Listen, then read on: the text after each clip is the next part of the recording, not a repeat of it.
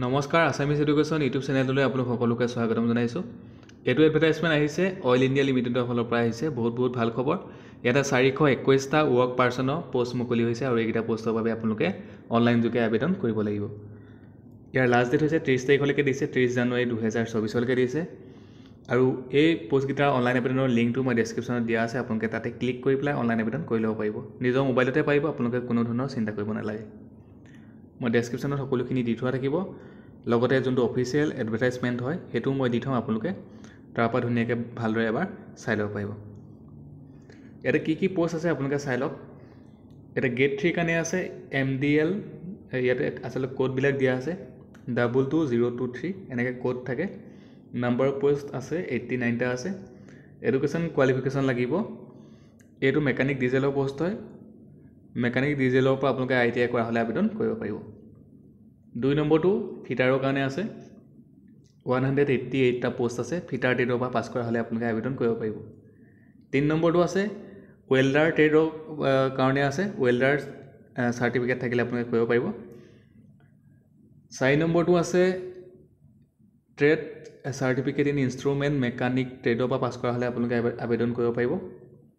5 নম্বৰটো হৈছে ইয়াতে ইলেক্ট্ৰিচিয়ান ট্ৰেডৰ কাৰণে বিচাৰিছে আৰু লগতে বিচাৰিছে valid electrical workmen permit issued by government electrical licensing বৰ্ডৰ পৰা থকা হ'ব লাগিব। 6 নম্বৰটো আছে। 6 নম্বৰটোৰ কাৰণে 13টা পোষ্ট আছে। ইলেক্ট্ৰিকেলৰ কাৰণে মই দেখাই দিছোঁ 32টা আছে। ঠিক আছে, এতিয়া কৈছোঁ 6 নম্বৰ পোষ্টটো। 6 নম্বৰ পোষ্টটোৰ কাৰণে বিচাৰিছে ইলেক্ট্ৰনিক মেকানিক ট্ৰেডৰ পৰা পাছ কৰা হ'ব লাগিব। 13টা পোষ্ট আছে। 7 নম্বৰটো আছে trade certificate in mechanic motor vehicle MMV পৰা পাছ কৰা হ'লে আবেদন কৰিব পাৰিব। নাম্বাৰ অফ পোষ্ট 10টা আছে। 8 নম্বৰটো আছে ছাৰ্ভেয়াৰ কাৰণে। ছাৰ্ভেয়াৰ ট্ৰেডৰ পৰা পাছ কৰা হ'লে আবেদন কৰিব পাৰিব। 3টা পোষ্ট আছে। 9 নম্বৰটো আছে নাম্বাৰ অফ পোষ্ট 7টা আছে।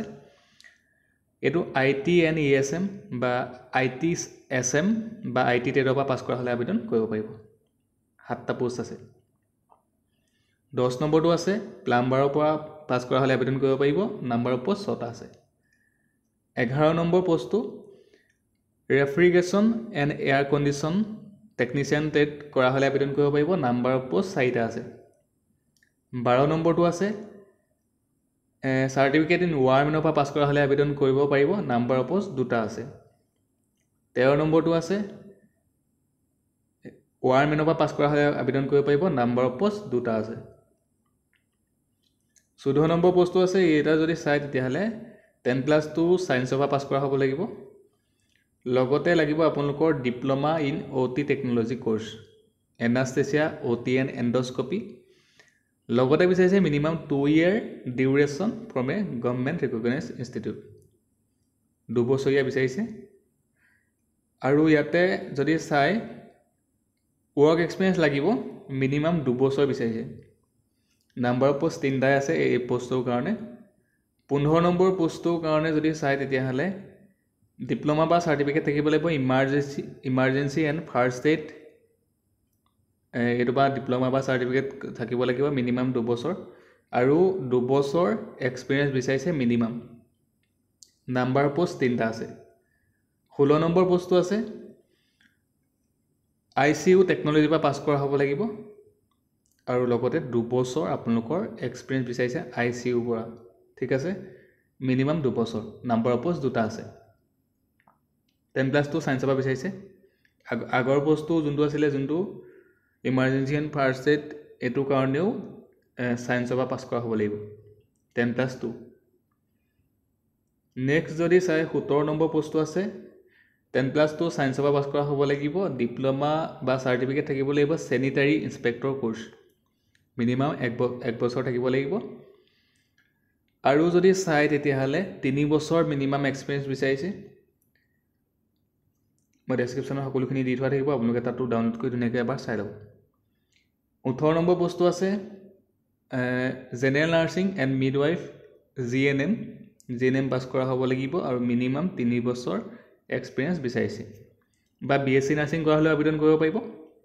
যদি BSc নাৰ্ছিং কৰিছে তেতিয়াহ'লে 2 বছৰ মিনিমাম এক্সপিৰিয়েঞ্চ বিচাৰিছে। 19 নম্বৰ পোষ্টটো আছে BSc in food science and নিউট্ৰিশ্যনৰ পৰা কৰা হ'ব লাগিব 4 বছৰ।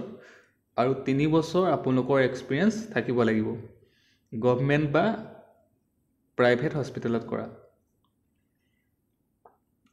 20 নম্বৰ যোনটো পোষ্ট আছে জিছ প্ৰফেশ্যনেল চাৰ্টিফিকেট থাকিব লাগিব ছমহীয়া মিনিমাম ছমহীয়া থাকিব লাগিব আৰু BSc জিঅ'লজি বা জিঅ' ইনফৰ্মেটিক্স বা BA আপোনালোকে জিঅ'গ্ৰাফি পৰা কৰা হ'লে আবেদন কৰিব পাৰিব আৰু 1 বছৰ আপোনালোকৰ এক্সপিৰিয়েঞ্চ লাগিব মিনিমাম 1 year বিচাৰিছে নাম্বাৰ অফ পোষ্ট 8টা আছে 21 নম্বৰ পোষ্টৰ কাৰণে BSc পাছ বিচাৰিছে উইথ ফিজিক্স কেমেষ্ট্ৰি বা জিঅ'লজি যিকোনো এটা পৰা পাছ কৰা হ'লে আবেদন কৰিব পাৰিব আৰু 3 বছৰ আপোনালোকৰ এক্সপিৰিয়েঞ্চ থাকিব লাগিব 22 নম্বৰ যোনটো পোষ্ট আছে BSc জিঅ'লজি মেজৰৰ পৰা থকা হ'ব লাগিব মিনিমাম আপোনালোকে কম্পিউটাৰ চাৰ্টিফিকেট থাকিব লাগিব মিনিমাম ছমহীয়া এখন কম্পিউটাৰ চাৰ্টিফিকেট বিচাৰিছে MS Word MS Excel বা MS PowerPoint etc আৰু 3 বছৰ মিনিমাম এক্সপিৰিয়েঞ্চ থাকিব লাগিব এজ লিমিটটো আপোনালোকে এবাৰ চাই লওক এজ লিমিটটো দিয়া আছে ইয়াতে কোড ওয়াইজ আসলে গোটেইকেইটা দিয়া আছে general SC ST OBC NCL আপোনালোকে চাই ল'ব কোড ওয়াইজ দিয়া আছে জেনেৰেলৰ 30 লৈকে দিছে 30 বছৰ 32 বছৰলৈকে দিছে 33 বছৰলৈকে দিছে আপোনালোকে চাই ল'ব জেনেৰেলখিনি আসলে পোষ্ট ওয়াইজ এজ লিমিটটো বেলেগ বেলেগ হেতু কাৰণে মই কৈ দিয়া নাই SC কাৰণে 35 লৈকে দিছে বেছি 38 লৈকে দিছে তাৰ পিছত যোনখিনি ST হয় ST ক্যান্ডিডেটৰ কাৰণে যদি ম্যাক্সিমাম এজ লিমিটটো চাই তেতিয়াহলে 38 লৈকে দিছে 38 ইজ OBC NCL ক্যান্ডিডেটৰ কাৰণে 36 years লৈকে দিছে ম্যাক্সিমাম এজ ডেসক্ৰিপচনত সকলোখিনি দিয়া থাকিব কোনো ধৰণৰ চিন্তা কৰিব নালাগে এপ্লিকেশন ফিস আপোনালোকে দিব লাগিব UR OBC খিনি দিব লাগিব 200 rupees দিব লাগিব 200 টকা দিব লাগিব আপোনালোকে এপ্লিকেশন ফিস SC ST আৰু EWS ক্যান্ডিডেটে দিব নালাগে PWD ক্যান্ডিডেট আৰু এক্স সাৰ্ভিসমেন ক্যান্ডিডেটও কোনো ধৰণৰ এপ্লিকেশন ফিস দিব নালাগে অনলাইন আবেদনৰ লিংকটো ডেসক্ৰিপচনত দিয়া আছে স্টাৰ্ট হৈছে 30 ডিসেম্বৰ 2023 ৰ পৰা অনলাইন আবেদন স্টাৰ্ট হৈছে 30 জানুৱাৰী 2024 লৈকে আছে মই দেখাই দিছো এবাৰ অনলাইন আবেদনৰ লিংকটো ডেসক্ৰিপচনত দিয়া থাকিব তাতে ক্লিক কৰিব ডাইৰেক্ট অনলাইন আবেদন কৰি ল'ব পাৰিব মই ডেসক্ৰিপচনত দি থোৱা আছে অনলাইন আবেদনৰ লিংকটো আপোনালোকে ডাইৰেক্ট গৈ পেলাই ক্লিক কৰি পেলাই অনলাইন আবেদন কৰি ল'ব তাতে গৈ মই ডেসক্ৰিপচন দি থৈছো আপোনালোকে কোনো ধৰণৰ চিন্তা কৰিব নালাগে এটো হৈছে অনলাইন আবেদনৰ লিংকটো